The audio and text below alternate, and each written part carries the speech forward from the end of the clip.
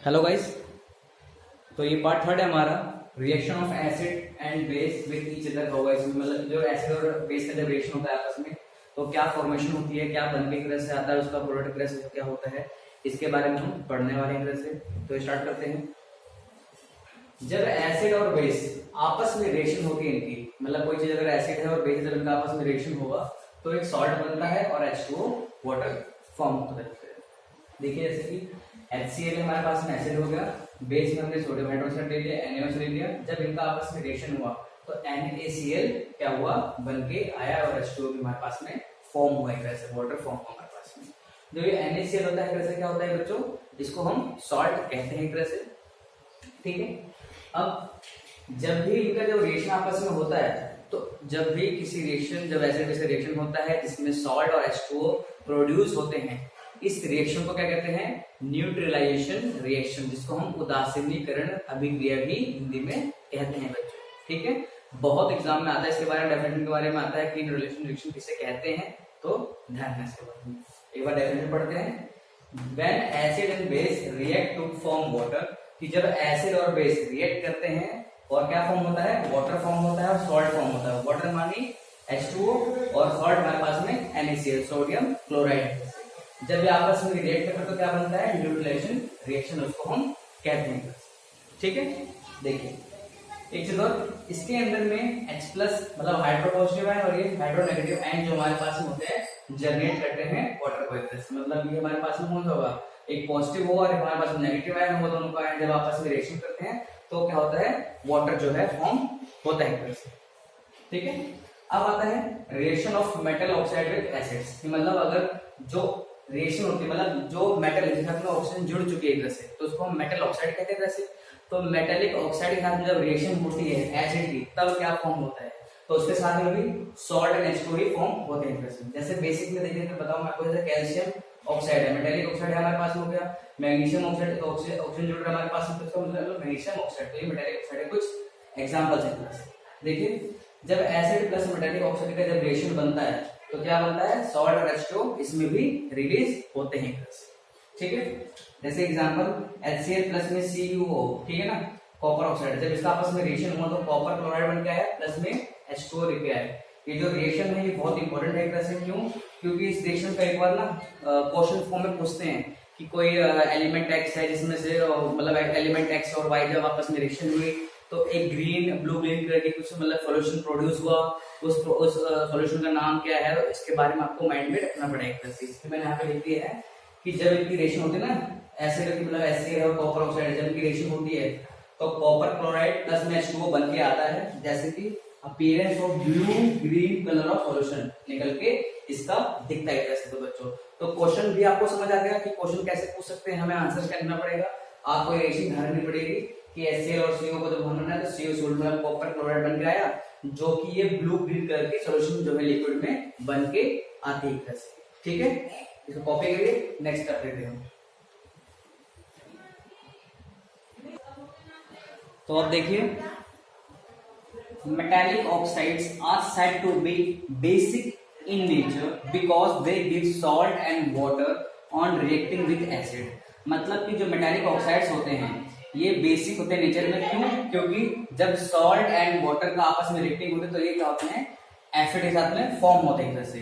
जैसे मैं बोलूं some metallic oxides react with both, कुछ जो मेटालिक ऑक्साइड होते हैं जो दोनों से रिएक्शन करते हैं, चाहे वो एसिड हो या बेस हो।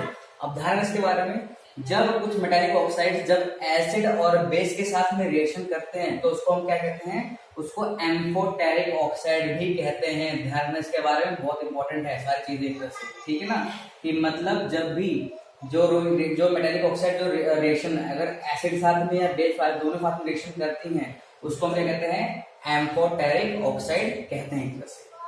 अब देखिए कैसा अगला, अब देखिए वो था मेटालिक ऑक्साइड का था, अब ये नॉन मेटालिक ऑक्साइड मतलब जो नॉन मेटल्स हैं उनके साथ में अगर ऑक्सीजन जुड़ी हुई है और जो रिएक्शन होती है बेस के साथ रिएक्शन होती है तो क्या फॉर्म होके आता है कैसे। देखिए reaction of non metallic oxide with base, देखिए नॉन मेटालिक ऑक्साइड प्लस में बेस है, रिएक्शन बनने क्या हमारे पास में सॉल्ट एंड वाटर इसमें फॉर्म होके आ रहा है। मतलब कि जितने भी रिएक्शन है इसमें देखिए आप सॉल्ट और वाटर बन के आ रहा है, तो क्या चीज है, मतलब मेटालिक के साथ में कैसे बन के आ रहा है, ये हम बोलेंगे कि जो नॉन मेटालिक के साथ में कैसे क्या बन के आ रहा है, आपको थोड़ा बहुत ऑब्जर्व ध्यान से करना पड़ेगा।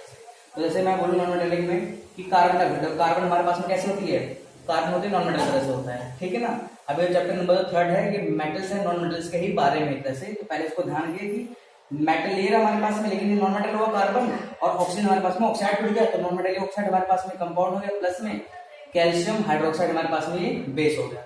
रेशियो क्लोराइड कैल्शियम कार्बोनेट बन गया, प्लस में H2 रिलीज हुआ। तो कैल्शियम कार्बोनेट क्या हुआ, ये सॉल्ट हुआ, और H2 हमारे पास में वाटर हुआ एक तरह से, ठीक है। एक छोटा सा ध्यान नोट है तरह से कि जो नॉन मेटालिक ऑक्साइड्स होते हैं are said to be acidic in nature, ये एसिडिक होते हैं। ये कैसे होते थे, ये बेसिक थे, और ये ऐसे होते हैं, ये एसिडिक इन नेचर होते हैं, because on reacting with a base they produce salt and water. तो ध्यान है इसके बारे में, जो मेटालिक वाले होते हैं वो कैसे होते हैं, वो बेसिक होते हैं, लेकिन जो नॉन मेटालिक वाले होते हैं वो कैसे होते हैं, ये एसिडिक होते हैं। कॉपी करके नेक्स्ट टॉपिक करते हैं। अब क्या है, common in acid and base, मतलब कि एसिड और बेस में दोनों में कॉमन क्या होते हैं। देखिए all acid have H plus ions, जितने भी एसिड्स होते हैं उनके में H प्लस आयंस होते हैं, और जितने भी बेस होते हैं उनमें कैसे होते हैं, OH आयंस, ठीक है। हाँ डिपेंड करता है, जैसे कि अगर ये कम हुआ तो ये वीक हो गया, अगर ये ज्यादा हुआ तो ये स्ट्रॉन्ग हो गया, जैसे मतलब इनके अगर OH आयंस ज्यादा हो गए तो ये स्ट्रॉन्ग बेस माना जाएगा, अगर ये H प्लस आयंस ज्यादा हो गए तो स्ट्रॉन्ग बेस माना जाएगा, तो एसिड माना जाएगा वैसे, ठीक है।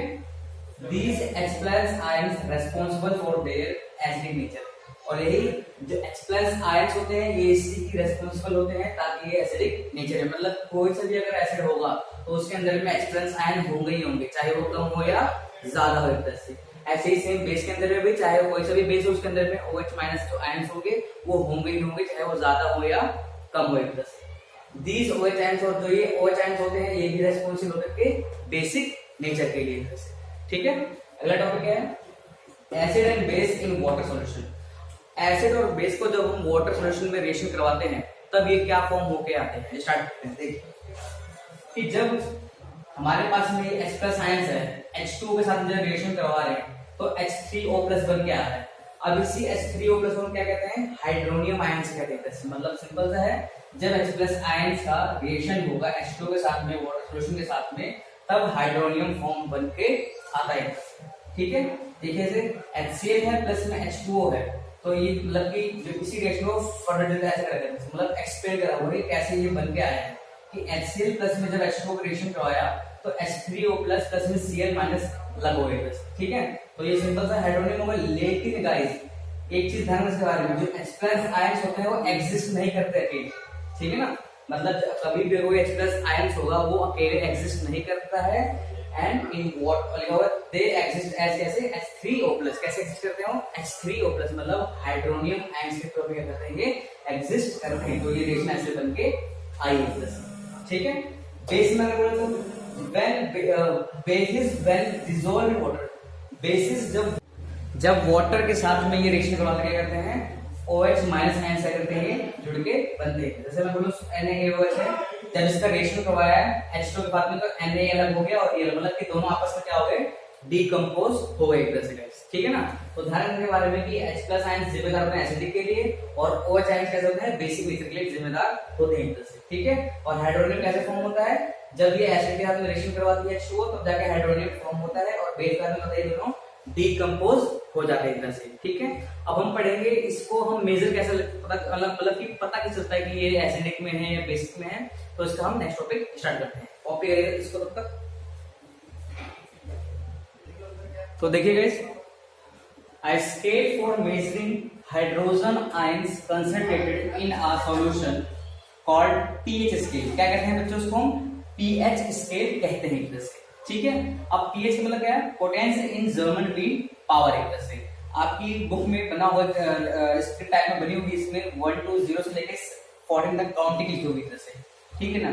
तो ये अलग अलग कलर्स में होंगे, जिसमें बताया होगा आपको कि एसिडिक कौन सा होता है, बेसिक कौन सा होता है बच्चों। तो मैं बताना चाहूंगा आपको कि 0 से लेकर 6 तक जितने भी जो भी होते हैं, जितनी pH वैल्यू अगर 6 से मतलब कि 6.99 तक एक तरह से आती है तो वो सारी क्या होती है, एसिडिक इन नेचर होती है एक तरह से। अगर मैं बोलूं अगर कोई चीज 7 से जा रही, मतलब अगर बोलूं कि 6.99 जा रही है, तो ये क्या होगा, फिर क्या है हमारे पास में, ये देखो लेफ्ट में एक तरह से, मतलब अगर राइट से लेफ्ट, अगर देखो लेफ्ट में जाएगी कोई चीज जाएगी तो इट मींस क्या है, वो एसिडिक इन नेचर एक तरह से। यहाँ तक कि जो हमारा जो हम जो मिल्क पीते हैं, दूध पीते हैं ना जैसे, वो भी क्या होता है, एसिडिक इन नेचर में थोड़ा बहुत होता है, क्योंकि उसकी वैल्यू अप्रॉक्स 7 से थोड़ी बहुत कम ही तरह से मानी जाती है। ठीक है, अच्छा एग्जैक्ट जो 7 होता है ये न्यूट्रल होता है, मतलब ना ही ये एसिडिक होता है ना ही ये बेसिक होता है। आपने देखा होगा कि प्यूरीफायर वाले जब तरह से आते हैं तो आप घर का पानी लेते हैं, फिर उसको मेजर करते हैं, तो उसकी पीएच वैल्यू को देखते हैं कि इसकी पीएच वैल्यू कितनी है। ठीक है, अगर वो पीएच की वैल्यू 7 से कम होती है तो बोलते हैं कि आपका पानी खराब है या एसिडिक एक तरह से करने के लिए जाता, उसकी ज्यादा वैल्यू होती है कहीं बेसिक एक तरह से। तो ये इट मीन्स होता क्या है, तो जो एसिडिक होता है जैसे वो अगर वो 7 से ज्यादा होगा तो बेसिक हो जाएगा, अगर 7 से कम होगा तो एसिडिक हो जाएगा हमारे पास में। तो जो हम घर पे जो पानी पीते हैं एक तरह से वो क्या होता है, एसिड और नॉर्मल न्यूट्रल होता है, जिसकी वैल्यू कितनी होती है, 7 होती है। ठीक है, अब जो 8 से ज्यादा होता है, मतलब अगर 8 से बोलूं मैं 14 तक जितने भी होंगे वो क्या होते हैं, बेसिक इन नेचर होते हैं एक तरह से। मतलब यहाँ पे एक पॉइंट ये भी है कि जो H+ आयंस होंगे इंक्रीज होते हैं एसिडिक वाले में, और बेसिक वाले में H+ आयंस क्या होते हैं, वो घटते हैं, डिक्रीज होते हैं कहीं तरह से। ठीक है, अब कुछ एग्जांपल है इसका, जैसे मैं बोलूँ क्या यूजेस एक तरह से मान के लो, our body works between pH 7 to 7.8। जो हमारी pH जो वैल्यू होती है वो 7 से 7.8 के बीच में करती है, काम करती है। मतलब अगर हमारी वैल्यू 7 से कम हुई है, 7.8 से ज्यादा हुई जैसे, तो क्या होगा, हम अनहेल्थी फील करते हैं जैसे। ठीक है, pH of rain less 5.6 called acidic rain. अगर जो बारिश एक तरह से होती है, अगर उसकी वैल्यू pH 5.6 से कम होती है तो उसको हम क्या कहते हैं, एसिडिक रेन कहते हैं। जैसे कि आपने देखा होगा एग्जांपल कि ताजमहल की जो कुछ मार्बल्स हैं वो येलो येलो हो जाते हैं बारिश टाइम के बाद में। ऐसा क्यों होता है, बिकॉज ज्यादा वहां पे एसिडिक रेन हो जाती है, जिससे मार्बल्स जो है येलोनेस उसके अंदर पे हो जाती है। ठीक है, आवर स्टमक प्रोड्यूस HCl। हमारा जो पेट है, हमारे पेट में जब कुछ भी खाना खाते तो HCl कहता है वो कंटिन्यूसली प्रोड्यूस करता है तरह से, ज्यादा प्रोड्यूस करने से हमारे को एसिडिटी बढ़ती है तरह से। तो सिंपल सा मतलब क्या है कि HCl हमारे अंदर में उसकी वैल्यू होती है 1 से लेके 1.2, 1 से लेके 1.2 तक उसकी वैल्यू होती है। अच्छा, इसका मतलब क्या है बच्चों, कि 1 से लेके 1 बहुत एसिडिक हुआ, एसिडिक से तो ऐसा हमारा इंटेस्टाइन जो है मतलब खराब हो सकता है तरह से। लेकिन हमारी बॉडी में जो स्टमक हमारा है उसके ऊपर एक लेयर होती है जहाँ पे HCl प्रोड्यूस होता है, वो लेयर होती है उसमें, उस लेयर को कहते हैं म्यूकस कहते हैं। ये म्यूकस जो क्या करती है, प्रोटेक्ट करती है हमारे किससे, इस HCl से एक तरह से, जो कि बहुत ही खतरनाक होता है। जैसे मतलब कि अगर मैं बोलूँ कि अगर नॉर्मल अगर किसी अगर एसिड को हम फेंक किसी के ऊपर, हालांकि ऐसे कभी कुछ ट्राई करना नहीं है, बट अगर कभी किसी के ऊपर गिरता है पाचन गलती से भी तो क्या उसकी स्किन जल सकती है एक तरह से, इतना एसिडिक हमारे स्टमक के अंदर में पाया जाता है एक तरह से। ठीक है, बट वो क्या करते हैं कि म्यूकस की जो लेयर होती है वो क्या करते हैं, प्रोटेक्ट करते हैं हमारे स्टमक को एक तरह से। ठीक है, tooth decays starts when pH of mouth less 5.5। अगर जैसे कि हमारे दांत जैसे होते हैं, अगर हम जैसे कि दांतों में दर्द हो रहा है जैसे, या हम बोले कि गल रहा है दांत एक तरह से, तो हम क्या बोलते हैं उसकी वैल्यू कितनी होगी सब, अगर 5.5 से कम होती है तो हमें अपने दांतों को डॉक्टर को दिखाना पड़ेगा, या हमें दिन में 2 बार ब्रश करना पड़ेगा से, तो इससे थोड़ी बहुत हमारे को दिक्कत नहीं होगी। थोड़ा दांत हमारे टूटने लग जाते हैं, क्यों, क्योंकि हम बोले कि हमारे माउथ में क्या है 5.5 से pH वैल्यू हमारी कम हो गई। अच्छा, self defence by animals, what does it mean.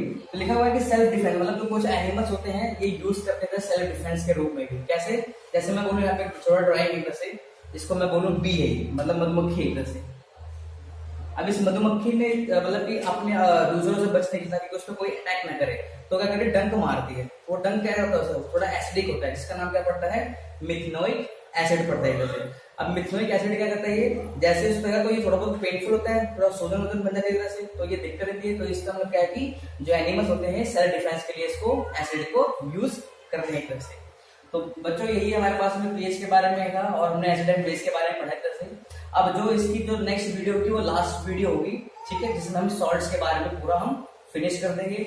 जो नेक्स्ट वीडियो है बहुत ही इंपॉर्टेंट है, क्यों, क्योंकि उनमें से ही ज्यादा एग्जाम में आता है। हालांकि इसमें से आता है वैल्यूज, ये छोटे छोटे चीजें ना ये घुमा फिरा क्वेश्चन के फॉर्म में देंगे, लेकिन ज्यादातर जो नेक्स्ट वीडियो होगी सॉल्ट वाली, उसमें से भी क्वेश्चंस बहुत ज्यादा तरह से पूछ जाते हैं जैसे कि उसमें यूजेस क्या है, ये फॉर्म कैसे होते हैं, तो उसको हम नेक्स्ट पार्ट में पूरा चैप्टर जो है कंप्लीट कर देंगे।